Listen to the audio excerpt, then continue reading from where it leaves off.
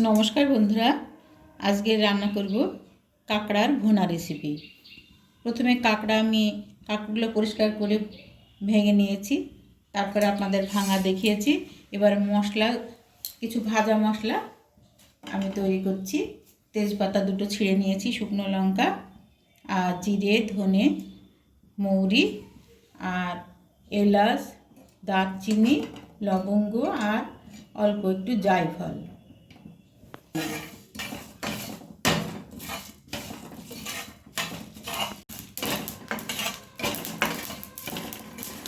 এবার আমি নামিয়ে নিচ্ছি।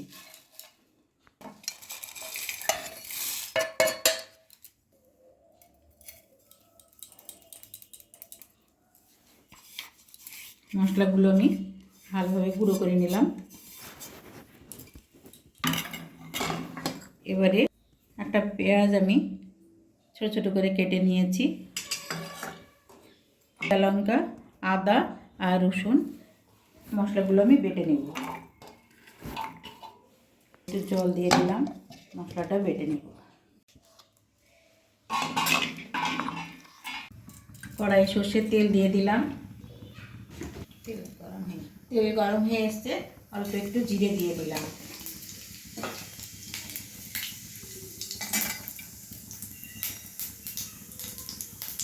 এবারে পেঁয়াজগুলো দিয়ে দিলাম।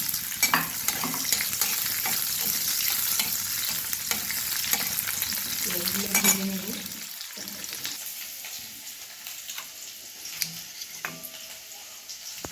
একটু টমেটো দিয়ে দিলাম। খুব ভালোভাবে আমি ভেজে নেব যতক্ষণ টমেটোর কাঁচা গন্ধ না যায়। এবারে আদা, রসুন আর কাঁচা লঙ্কার পেস্ট দিয়ে দিলাম। মশলাগুলো সব একসঙ্গে ভালোভাবে কষে নেব।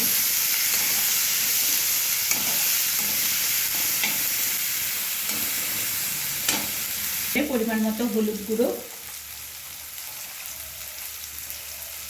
আর কাশ্মীরি লঙ্কার গুঁড়ো দিয়ে দিলাম।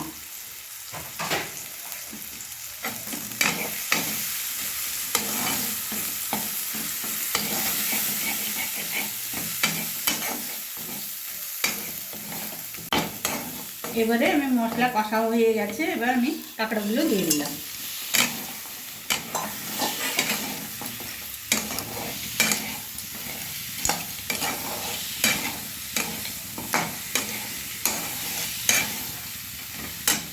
এবারে পরিমাণ মতো লবণ দিয়ে দিলাম।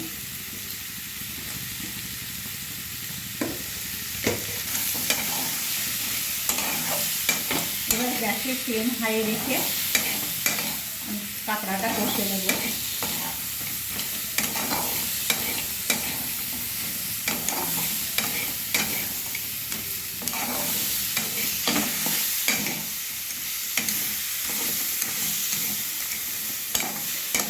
কাঁকড়াগুলো কষে নিয়েছি, এবার আমি জল দিয়ে দিই।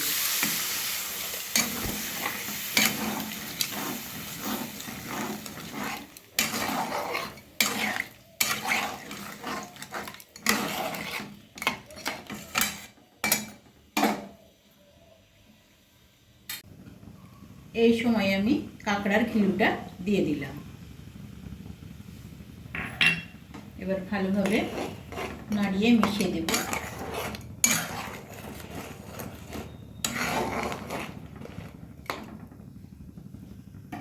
এবার আমি গ্যাসের ফ্লেম মিডিয়ামে রেখে ঢাকা দিয়ে রাখলাম 5 মিনিট মতো। এবারে ঢাকনাটা খুলে নেড়ে দেব।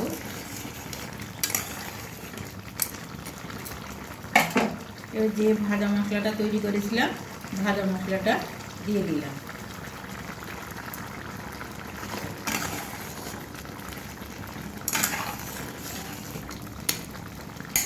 এবারে গ্যাসের ফ্লেম লোতে রেখে আরও 1 মিনিট আমি ঢাকা দিয়ে রাখলাম।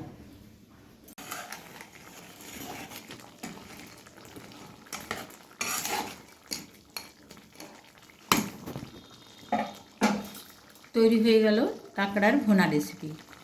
কেমন লাগলো কমেন্টে অবশ্যই জানাবেন। যদি ভালো লাগে অবশ্যই চ্যানেলটিকে সাবস্ক্রাইব করবেন। সবাই ভালো থাকবেন, সুস্থ থাকবেন।